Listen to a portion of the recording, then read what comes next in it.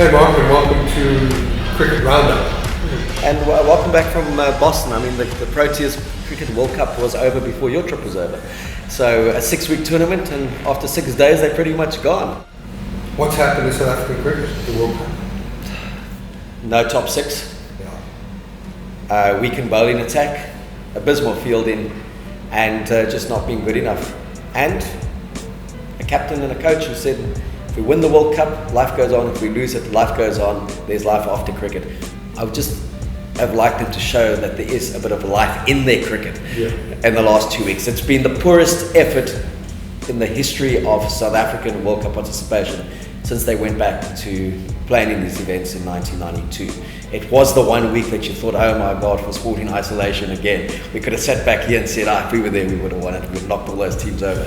Yeah. But yeah, I've been very, very, very poor, and I don't see any way back from them. Everyone, mathematically, they still have a chance.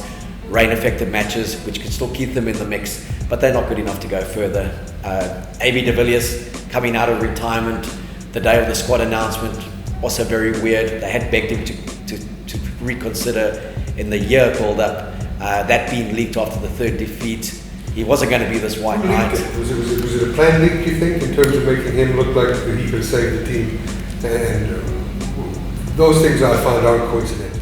No, I think it's he has few advisors around him. I think it was to put his name out there to maybe even play on public sentiment and media sentiment to say draft him in now. Yeah. Because it's going so poorly. But the media was very one-sided in their distaste for what has happened. There was open letters, independent media, Zaire Adams wrote an open letter to him and said, why now? Yeah. You know, just give them the support as an ex-player. You were a great player. This wasn't a great move. And big classless, really. It was, and the criticism that's been levelled at him, it was one of the reasons that he said he chose to retire, was that he was accused by the South African public and media of wanting to choose when he plays for his country and when it was convenient. Well, this just reinforced that view. So there has to be life without him. There has been for the last year, and he made a very calculated decision to retire from all international cricket and only make himself available to IPL and the World T20 circuit. Great player, still good enough to be there. We would have been better off with him there, but the team dynamic for me has just been, I don't know what the team dynamic is. The way they prepared. Is Gibbs the right coach? Gibson. No, he's. I don't think to take us forward. I was surprised when he was originally appointed. They had success, but a lot of they played their series at home. When they lost to Sri Lanka in that Test series at home, and the way that there just wasn't that mongrel and that fight in it, and then the preparation, even in the ODI games, it's been win one, lose one. The build-up was just they went up the mountain. It was all this kind of fierce and Spanbo. You didn't know who the top six was when they went. They didn't know. You didn't know who the opening attack was going to be. Steyn was injured. They didn't know when he would play. He's now been sent home without bowling a ball. And they took him injured, didn't they? They took him injured. They said they were going to nurse him into the tournament. That even if he's ready to play by the fourth or the fifth match. But rather pick in-form, fit players. And if you really need someone as the tournament goes on, you can injure someone very quickly. There's some Afghanistan bloke who got sent home and injured. When he got home, he said he wasn't injured. He was a bit overweight. They just sent him. Well, he's doing Lord of the Dance now. So yeah, it's just been a poor effort. You know, we spoke pre the tournament, yourself, myself, and Wade Pretorius, and we picked a top four. South Africa were in it. They were in it. I think for all of us, they were in it, and it was patriotic, but it was also. They probably are in the top 4 or 5 teams there. With a bit of luck, they'll end fourth. England, Australia, the givens to be there. I thought India may struggle. They've just come up and been potent in their first 2 matches. And the Windies, I've always thought was going to be a contender. They've impressed me. And then there's New Zealand, who's got the 3 wins against the supposedly 3 weakest teams, but they got the league points and they've got confidence. So I don't see South Africa in any way coming back. I know I don't see it. Everyone says Pakistan in the 92 World Cup in the same format, they won one out of their first 5 and they came back and they won it. That Pakistan side also had some bloody good players in it. That came through and won it in the end. Well, I think the thing that's glaring for me is that we're getting comprehensively beaten.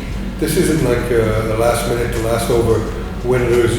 South Africa got thrashed in this tournament? Well, they played the first game. If ever there was a chance to try and knock over England as such, it's that first game. The nerves, all the hype around them.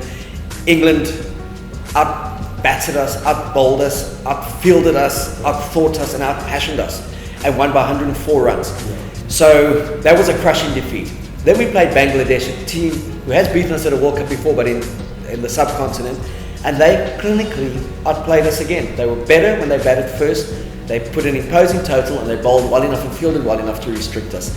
And then India, we were in trouble from the outset. We decided to bat first on a very difficult track. We had to get through those first 10 overs. We didn't.